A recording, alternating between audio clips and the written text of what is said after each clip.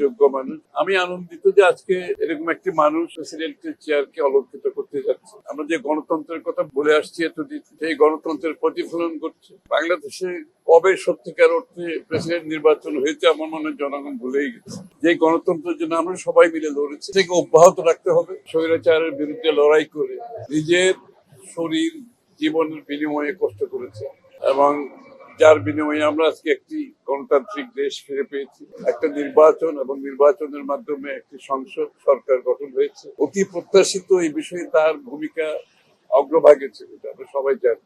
এমন একজন সৎ যোগ্য মানুষ। সুতরাং আমি আনন্দিত যে আজকে এরকম একটি মানুষ প্রেসিডেন্টের চেয়ারকে অলঙ্কৃত করতে যাচ্ছে এবং নির্বাচন হচ্ছে।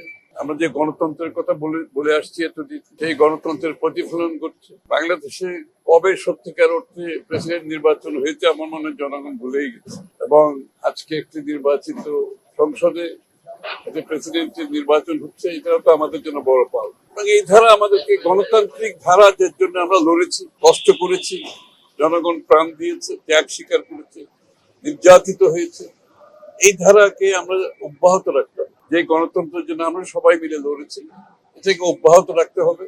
গণতন্ত্রের সংস্কৃতি অব্যাহত রাখতে হবে। এটা যদি অব্যাহত থাকে, ইনশাল্লাহ যে বাংলাদেশ গড়ার প্রত্যয় আমাদের মাননীয় প্রধানমন্ত্রী নিয়েছেন, সবাই মিলে আমরা সেই বাংলাদেশ করতে পারবো আগামী। গণতন্ত্রের টর্চ বেয়ারার হিসাবে আজকে এখানে আসছেন, তাই না? এবং সেই গণতন্ত্র যাতে অব্যাহত থাকে, সেখানে ওনার ভূমিকা বিগত দিনে যা ছিল এখনো তাই থাকে।